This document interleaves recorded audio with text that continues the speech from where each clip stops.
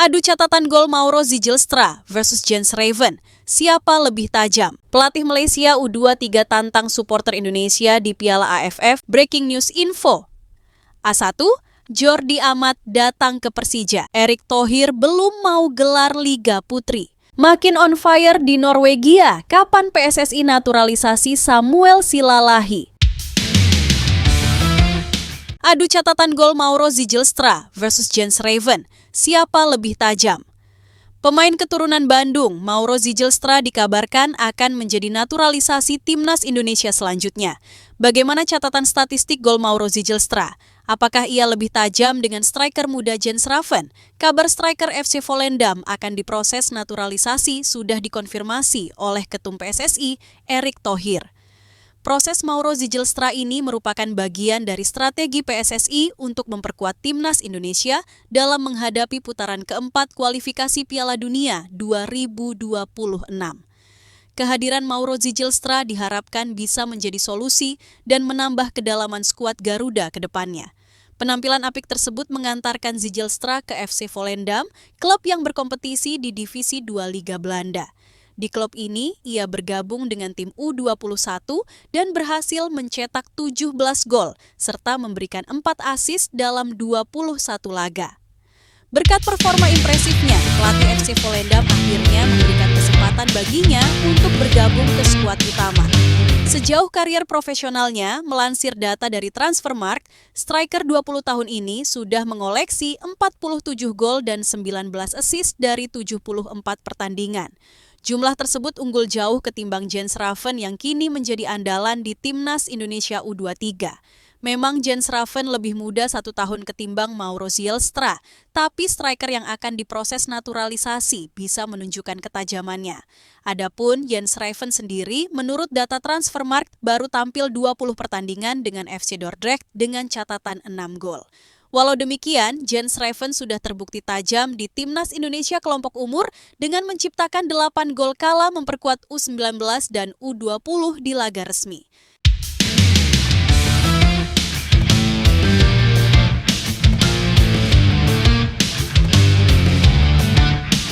Pelatih Malaysia U23 tantang supporter Indonesia di Piala AFF U23 2025.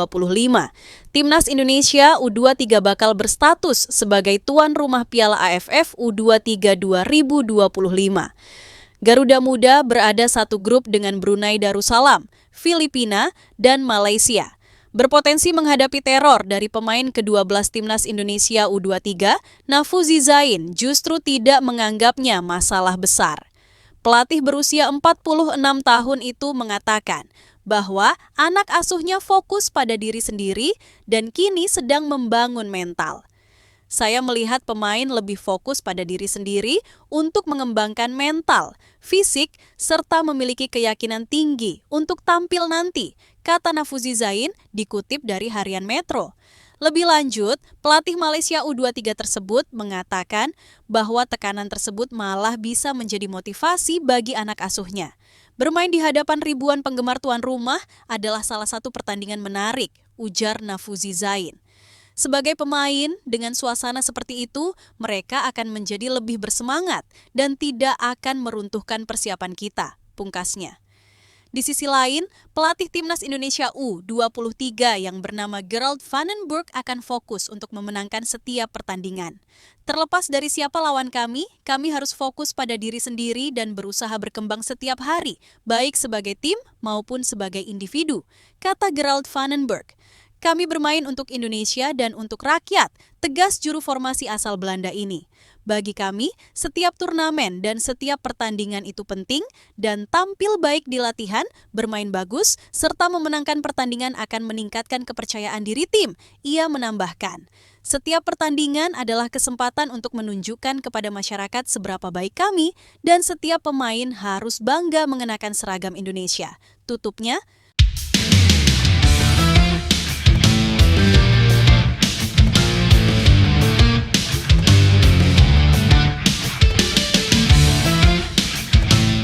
Breaking news info. A1, Jordi Amat datang ke Persija. Direktur Persija Jakarta, Muhammad Prapanca, mengungkap kabar mengejutkan yang mengatakan bahwa Jordi Amat tiba. Hanya saja, ia tidak menjelaskan maksud tibanya sang pemain apakah bergabung dengan Persija atau bukan. Kabar merapatnya Jordi Amat ke Persija Jakarta memang berembus kencang sejak beberapa waktu terakhir. Ini menyusul kontrak sang pemain dengan tim asal Malaysia, Johor Darul Takzim sudah habis dan bakal melanjutkan petualangan terbarunya di Liga 1. Prapanca menambahkan pemilihan pemain sejatinya bukan kewenangannya. Semua keputusan pemain anyar ada di tangan Mauricio Souza yang merupakan pelatih kepala. Sebelumnya Persija Jakarta sudah mendatangkan 2 pemain baru untuk mengarungi Liga 1 2025-2026. Untuk mewujudkan target ambisius juara Liga 1, manajemen Persija Jakarta terus melakukan pembenahan menyeluruh terhadap skuad. Evaluasi telah dilakukan sejak akhir musim lalu dengan fokus pada penguatan lini-lini krusial melalui rekrutan pemain baru yang dianggap sesuai dengan kebutuhan tim.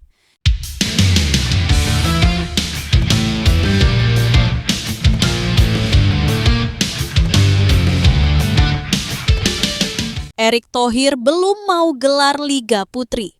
Bukan tanpa sebab, Erick Thohir menjelaskan bahwa ada suatu hal yang memberatkan PSSI untuk menggelar liga untuk putri. Salah satunya adalah ketidaktersediaan talenta-talenta putri di tanah air. Daripada cuma berjalan sebentar, Erick Thohir lebih memilih untuk tidak menjalankan Liga Putri terlebih dahulu.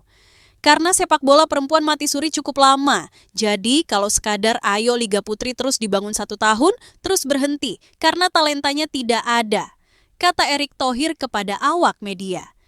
Karena kami tidak mau liganya jalan, nanti mati lagi. Jadi, saya dengan tekanan dihujat. Karena Liga Putri tidak jalan, saya tetap tidak berpikir tergesa-gesa, jelasnya. Lebih lanjut, Erick Thohir menyebut pekerjaan PSSI ada tahapan prioritasnya seperti tim nasional, grassroots, dan kemudian kompetisi. Karena saya sebagai ketua PSSI punya tanggung jawab lebih besar, membangun tim nasional, membangun grassroots, baru liganya ada. Jelasnya, kami harap dengan adanya tim nasional yang berkembang, kami punya talenta yang cukup. Tapi, itu pun masih berisiko tinggi. Tutupnya, pelatih Timnas Indonesia Putri, Satoru Mochizuki tak membantah kalau ketiadaan kompetisi Liga Putri berpengaruh terhadap performa tim nasional. Terbaru, Timnas Putri takluk 0-2 atas Pakistan dalam laga kedua kualifikasi Piala Asia Wanita 2026 di Stadion Indomilk Arena. Padahal, skuad Garuda Pertiwi sudah dihuni oleh sejumlah pemain naturalisasi namun tetap gagal. Namun begitu, pelatih berkebangsaan Jepang tak ingin mengkambing hitamkan vakumnya kompetisi sebagai alasan. Meski belum digelar hingga pertengahan 2025, wacana Liga Putri di Indonesia sebenarnya sudah muncul sejak beberapa tahun lalu. Kondisi ini membuat sepak bola putri di Indonesia tertinggal jauh dibanding negara-negara Asia lainnya seperti Jepang, Korea Selatan, bahkan Thailand dan Vietnam yang telah memiliki liga reguler dan sistem pembinaan usia dini yang kuat. Minimnya kompetisi membuat regenerasi pemain berjalan lambat dan pencarian talenta baru menjadi sulit dilakukan secara konsisten.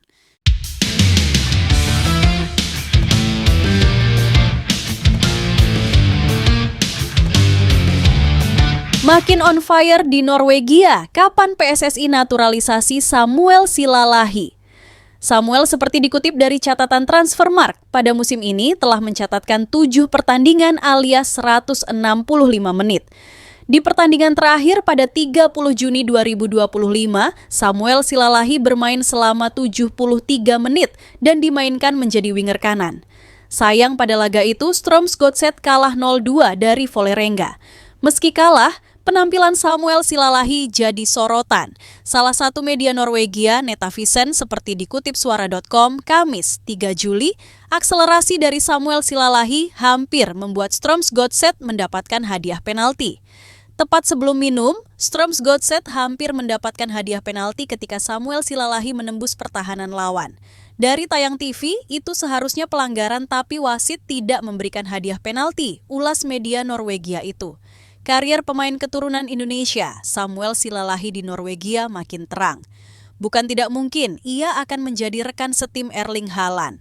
Samuel Silalahi adalah salah satu pemain muda keturunan Indonesia yang moncer di Norwegia. Terbaru, ia mendapatkan panggilan kedua membela tim U20 Norwegia. Samuel dipanggil ke tim U20 untuk mengikuti turnamen di Mesir. Tim U20 Norwegia berpartisipasi di turnamen yang akan diikuti oleh tuan rumah Mesir, Arab Saudi, dan Korea Selatan. Turnamen ini akan berlangsung pada Juni 2025 dan menjadi persiapan untuk perhelatan Piala Dunia U20 di Chile. Sebelumnya, Samuel pada Maret 2025 juga dipanggil untuk membela tim U20 Norwegia.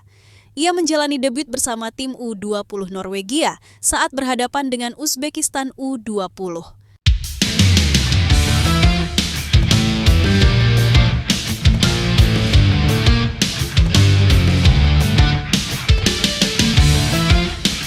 Apakah kualitas pemain keturunan Timnas Indonesia U17 bikin negara tetangga iri? Pemain keturunan yang mengikuti training camp, TC. Timnas Indonesia U17 ternyata membuat negara tetangga ketar-ketir.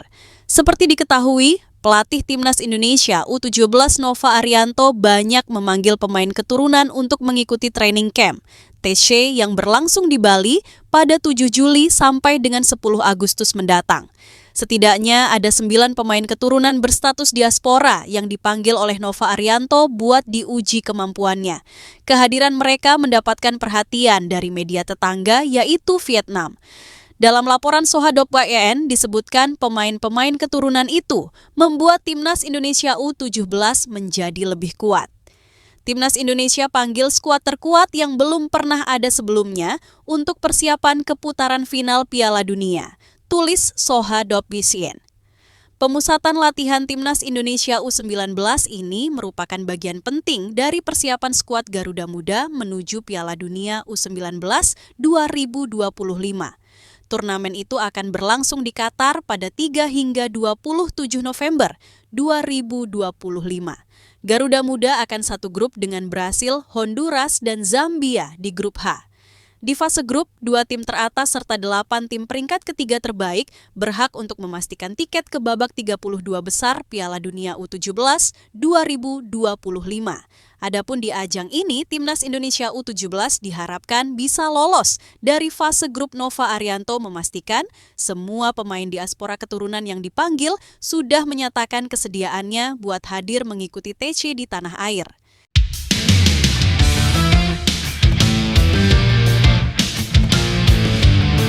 Benarkah Erspo tak lagi jadi mitra aparel Timnas Indonesia? PSSI masih bungkam. Rumor pergantian aparel resmi Timnas Indonesia kian santer terdengar. Namun hingga awal Juli 2025, pihak PSSI melalui badan usaha yang mengelola sektor komersial federasi tersebut, yakni PT Garuda Sepak Bola Indonesia (JSI), masih memilih bungkam. Isu ini mencuat setelah beredar informasi bahwa PT GSI telah mengirimkan undangan tender eksklusif untuk apparel Timnas Indonesia. Dalam surat tersebut tercantum jadwal pelaksanaan, ruang lingkup pekerjaan, serta konsep desain awal. Kabar ini memperkuat sinyal bahwa apparel yang saat ini bekerja sama dengan PSSI, yakni Erspo, kemungkinan besar akan digantikan atau setidaknya harus bersaing kembali dalam tender terbuka. Kontrak kerja sama Erspo dan PSSI berdurasi 2 tahun, artinya secara hukum kerjasama ini akan berakhir pada Januari 2026. Namun dengan proses tender yang sudah dibuka sejak pertengahan 2025, peluang terbuka lebar bagi hadirnya mitra baru. Tentu saja, Erspo masih memiliki kesempatan untuk mempertahankan posisinya bila kembali menang dalam proses tender tersebut. Ketika jersey baru dari Erspo pertama kali dikenakan oleh Timnas Indonesia dalam laga melawan Vietnam pada Maret 2024, kualifikasi Piala Dunia 2026 zona Asia, publik langsung memberikan respons negatif. Banyak netizen menilai desainnya kurang menarik, bahkan beberapa menyebutnya sebagai salah satu jersey terburuk sepanjang sejarah Timnas. Tak hanya publik, pelatih kepala Timnas Indonesia saat itu yakni Shin Tae-yong pun sempat kecewa terhadap jersey buatan Erspo. Sang pelatih dilaporkan mengeluhkan soal bahan yang tak menyerap keringat dengan baik dan meminta pihak Erspo untuk memperbaikinya. Respon pun datang dari pihak Erspo yang langsung menyampaikan permintaan maaf dan berjanji akan melakukan perbaikan. Dengan tender yang telah dibuka dan batas waktu yang semakin dekat, wajar jika spekulasi soal aparel baru timnas semakin menguat.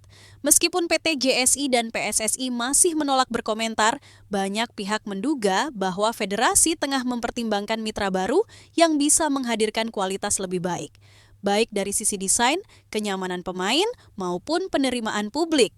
Meski begitu, belum ada kepastian resmi apakah Erspo akan diganti atau akan tetap menjadi pemasok utama timnas Indonesia.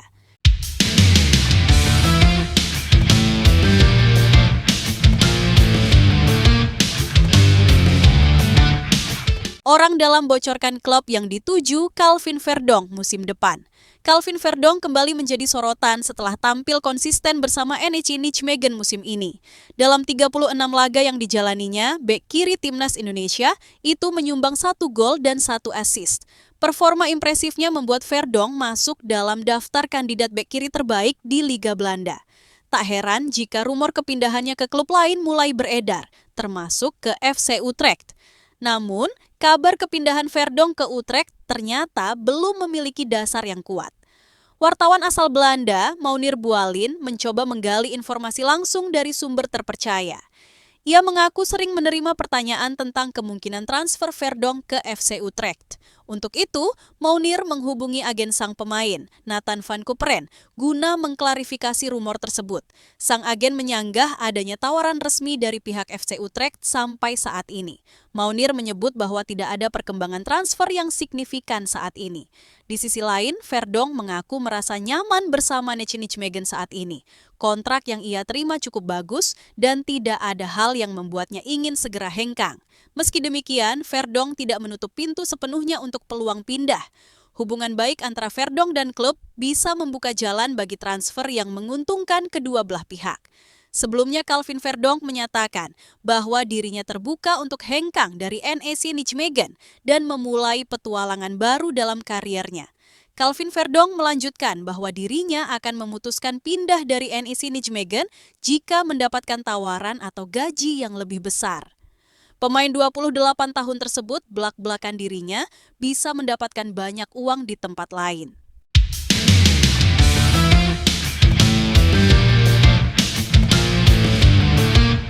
Coach Justin bongkar kenyataan level pemain keturunan timnas Indonesia, bukan pemain tier 1.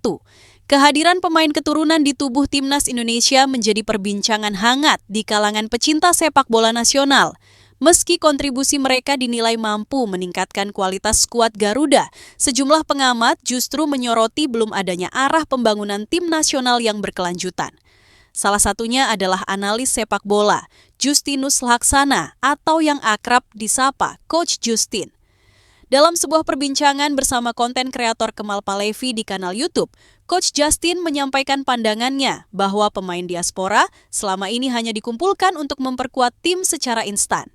Ia menilai belum terlihat adanya sistem atau blueprint jangka panjang yang dirancang oleh Federasi Sepak Bola Nasional untuk menyatukan para pemain tersebut ke dalam filosofi permainan yang solid.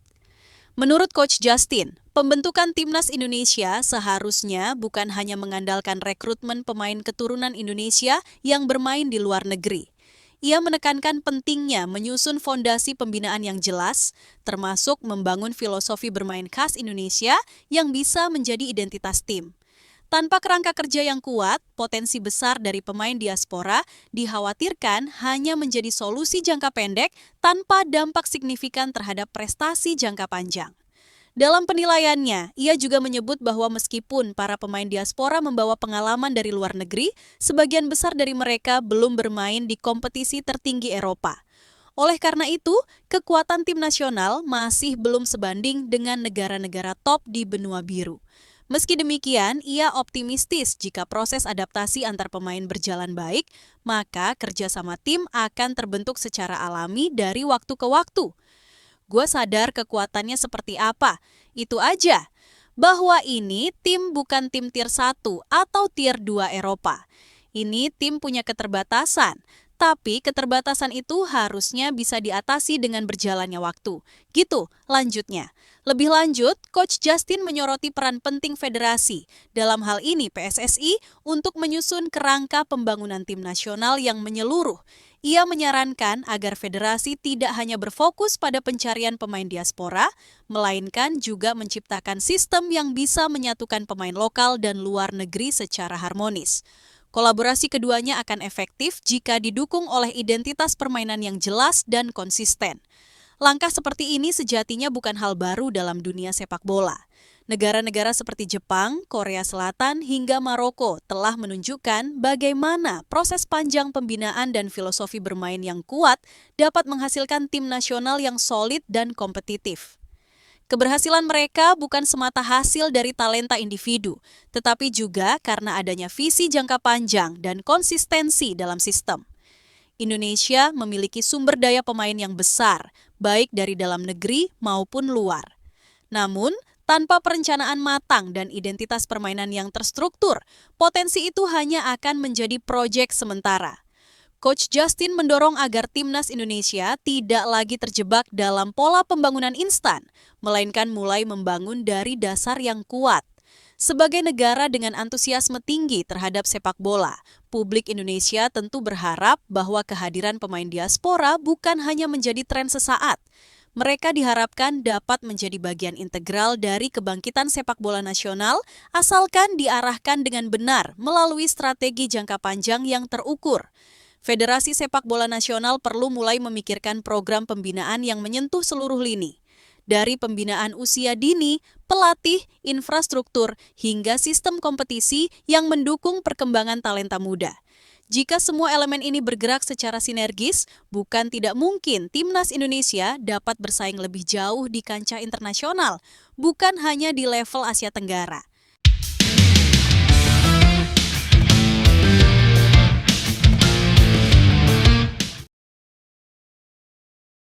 Dicampakan STW, pemain keturunan Jawa bernasib lebih baik ketimbang Rafael Struijk. Pemain keturunan Jawa yang bernama Jim Kroke baru saja pindah ke klub Belanda, NEC Nijmegen. Jim Kroke merupakan pemain keturunan yang sempat mengikuti trial untuk membela timnas Indonesia di era Shin Tae-yong atau STY.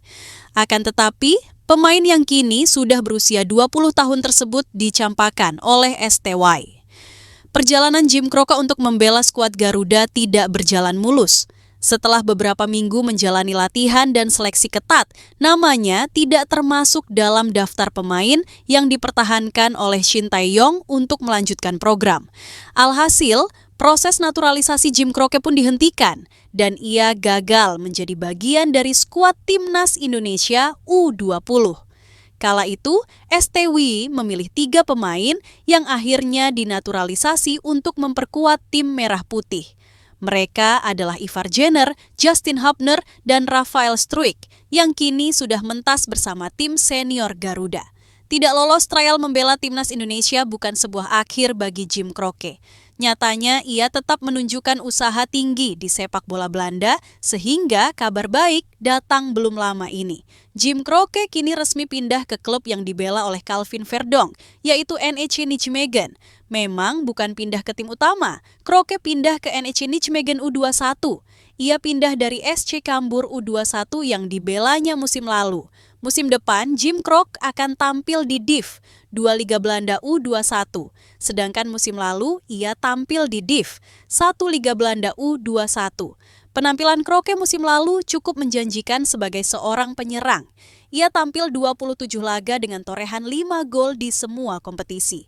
Dengan modal penampilan impresif musim lalu, Jim Kroke berpotensi mendapat banyak kesempatan bersama NEC Nijmegen U21.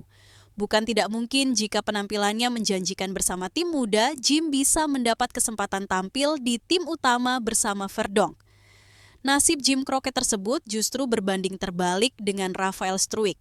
Nah, Rafael Struijk sebelumnya adalah pemain ADO Den Haag hingga akhirnya pindah ke Australia, yaitu Brisbane Roar. Sayangnya di Brisbane Roar tersebut, Rafael Struijk jarang mendapatkan kesempatan bermain. Pada akhirnya Brisbane Roar dan Rafael Struijk resmi berpisah di musim ini. Kini penyerang timnas Indonesia tersebut berstatus bebas transfer atau pengangguran. Rumornya penyerang 22 tahun tersebut justru sedang melakukan negosiasi dengan klub Liga 1 Bali United.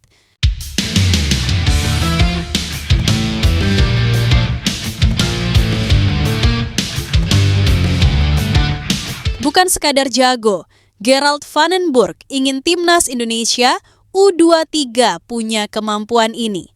Pelatih timnas Indonesia U23, Gerald Vandenburg tidak hanya ingin anak asuhannya jago, tetapi punya keinginan kuat membela tim nasional. Saat ini, Gerald Vandenburg sedang mempersiapkan timnas Indonesia U23 untuk Piala AFF U23 2025 yang berlangsung pada Juli mendatang. Indonesia akan menjadi tuan rumah di Stadion Utama Gelora Bung Karno, SUGBK, Senayan, Jakarta, dan Patriot Candrabhaga. Bekasi Gerald Vandenburg memanggil 30 pemain buat menjalani training camp ANTC di Jakarta yang sudah berlangsung sejak 20 Juni lalu. Kini, 2 pemain sudah dipulangkan buat menatap persiapannya. Gerald Vandenburg sebagai pelatih kepala mengaku sudah menyiapkan rencana untuk timnas Indonesia U23, termasuk soal gaya bermain yang akan diterapkan Garuda Muda saat pertandingan nanti. Cara dan karakter permainan timnas Indonesia U23 yang diinginkan Gerald Vandenburg bukan cuma jago saja. Lelaki asal Belanda itu mau para pemain sadar dan paham betul bermain untuk timnas Indonesia sangatlah penting. Menurutnya, hal ini bisa mendongkrak kemampuan para pemain secara maksimal. Pelatih asal Belanda itu pun mempersiapkan timnas Indonesia U23 dengan sebaik mungkin. Mantan pemain AFC Ajax itu bakal menyiapkan skuad Garuda baik dari aspek fisik maupun teknis. Di Piala AFF U23 2025, timnas Indonesia U23 berada di grup A bersama Malaysia, Brunei Darussalam, dan Filipina. Brunei Darussalam akan menjadi lawan pertama timnas Indonesia U23 yang pertandingannya berlangsung pada 15 Juli 2025 di Stadion Utama Gelora Bung Karno, SUGBK, Jakarta. 3 hari berselang atau pada 18 Juli, timnas Indonesia U23 menjamu Filipina di tempat yang sama. Terakhir, Garuda Muda akan menantang Malaysia pada 21 Juli di SUGBK. Laga ini bisa berjalan seru karena ada gengsi di dalamnya.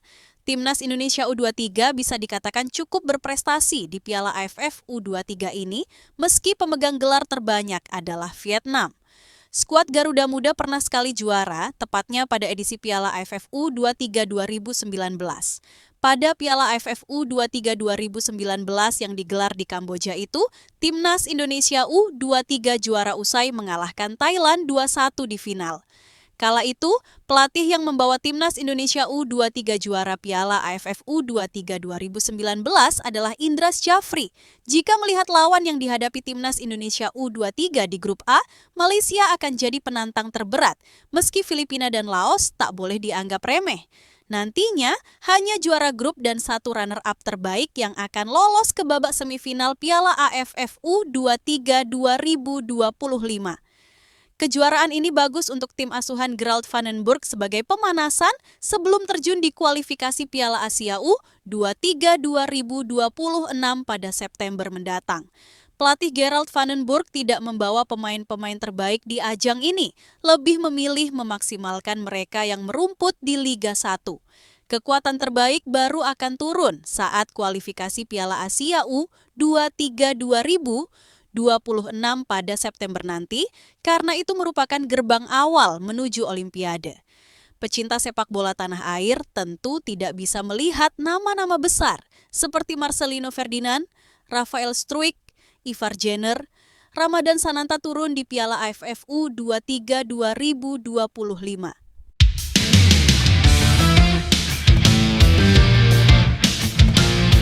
Gelandang keturunan Kanada NTT dan pemain Eropa bikin tenang Gerald Vandenburg. Timnas Indonesia U23 bersiap menghadapi Piala AFF U23 2025 dengan kekuatan penuh, khususnya di sektor lini depan yang tampak makin menjanjikan. Di bawah arahan pelatih kepala Gerald Vandenburg, sebanyak 7 penyerang muda terbaik telah dipanggil untuk memperkuat barisan serang. Pemain-pemain tersebut dipilih berdasarkan performa gemilang mereka di level klub maupun tim nasional kelompok umur. Salah satu nama yang menyita perhatian adalah Victor Detan, pemain PSM Makassar yang tampil stabil sepanjang Liga 1 musim lalu.